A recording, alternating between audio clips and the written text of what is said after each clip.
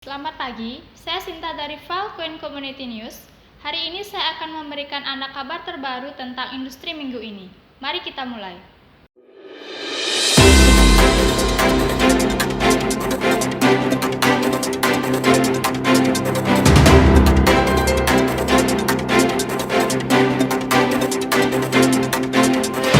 Baru-baru ini, Jerome Powell, Ketua Federal Reserve Amerika Serikat, menghadiri konferensi Bank of International Settlements dan mengkritik bahwa cryptocurrency adalah aset yang sangat mudah berubah dan menunjukkan bahwa ini adalah aset spekulatif yang menggantikan emas. Pernyataan seperti itu telah memimpin pasar cryptocurrency secara keseluruhan, termasuk tren penurunan Bitcoin. Mari kita jelajahi dulu tren Falcoin minggu lalu melalui CoinMarketCap. Falcoin telah menunjukkan peningkatan besar selama seminggu terakhir. Ada perbedaan besar dalam pertukaran karena lonjakan harga yang tiba-tiba. Dalam banyak kasus terlihat fluktuasi lebih dari Rp600.000, terutama exchanger domestik yang menunjukkan fenomena JIM dan transaksi berlangsung dengan harga tinggi pada siang hari. Menurut CoinMarketCap, pada 24 Maret, Falcoin telah meningkat sebesar Rp240.000 dibandingkan minggu sebelumnya dan melanjutkan transaksi pada 1.099.000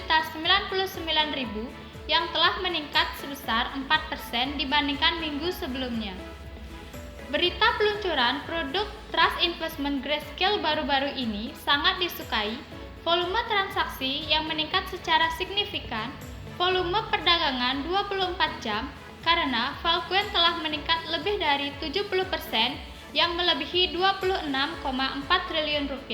Pada volume pasar saat ini yang telah melebihi Rp720.000 atau sekitar 3% dari total volumenya.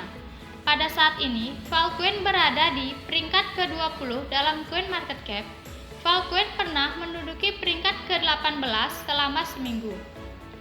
Pada CoinMarketCap, Falcoin sudah mengungguli IOTA dan Tron dan menunjukkan minat pasar yang besar. Mari kita lihat harga tertinggi dan terendah selama seminggu terakhir yang menunjukkan rebound mengejutkan setelah minggu sebelumnya. Menurut CoinMarketCap, Falcoin telah diperdagangkan pada Rp1.296.000 dan harga terendahnya yaitu Rp840.000. Kami memiliki status transaksi Falcoin per bursa. Volume transaksi Falcoin di Huobi Global tercatat 20% dan saat ini transaksi di Rp1.097.000.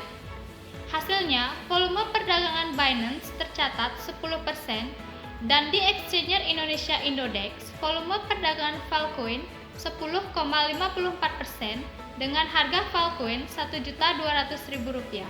Saat ini ada 1.600 penambang yang berpartisipasi dalam jaringan Falcoin.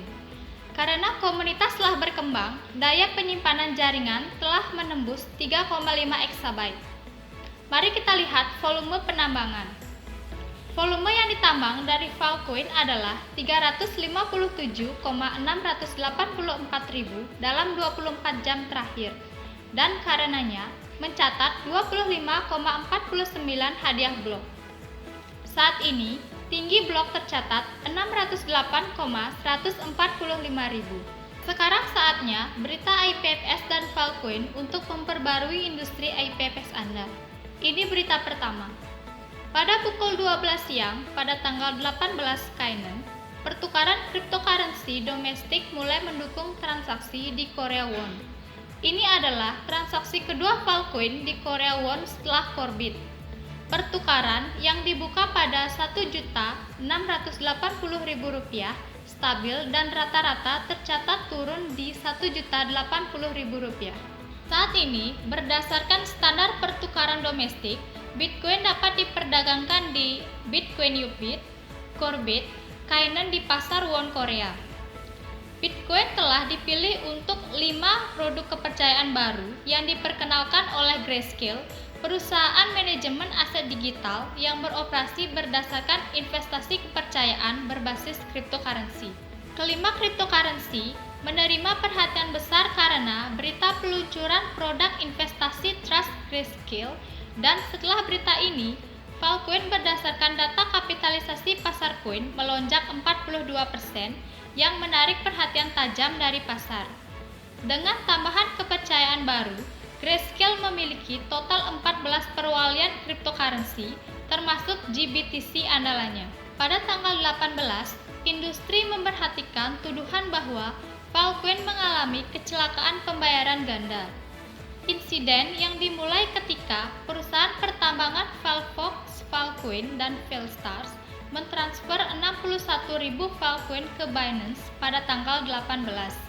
Terjadi ketika kemacetan jaringan menyebabkan transaksi yang ada dibatalkan dan biaya pembayaran dinaikkan untuk mengirimkannya kembali. Pada proses pembatalan transaksi gagal, jumlah Filecoin 2 kali lipat di 122.000 di akun setoran Binance. Ini menyatakan bahwa ini adalah masalah dengan miner dan menyatakan bahwa pembayaran ganda adalah hasil dari panggilan prosedur jarak jauh yang salah koneksi RPC. Namun, tim Filecoin segera menyelidiki masalah tersebut, dan hasilnya tidak ditemukan kesalahan dalam koneksi API dan RPC. Masalahnya adalah akibat penggunaan Binance yang salah dari fitur API untuk mendeteksi transaksi yang dibatalkan di program klien. Binance tidak menggunakan klien Filecoin dengan benar yang mengakibatkan setoran ganda. Inilah berita selanjutnya. Crossfee, proyek DeFi yang berdasarkan Filecoin, telah merilis layanan resmi. Pemegang token Crossfee dapat menyetor dan berpartisipasi di pertambangan Tether dan Filecoin.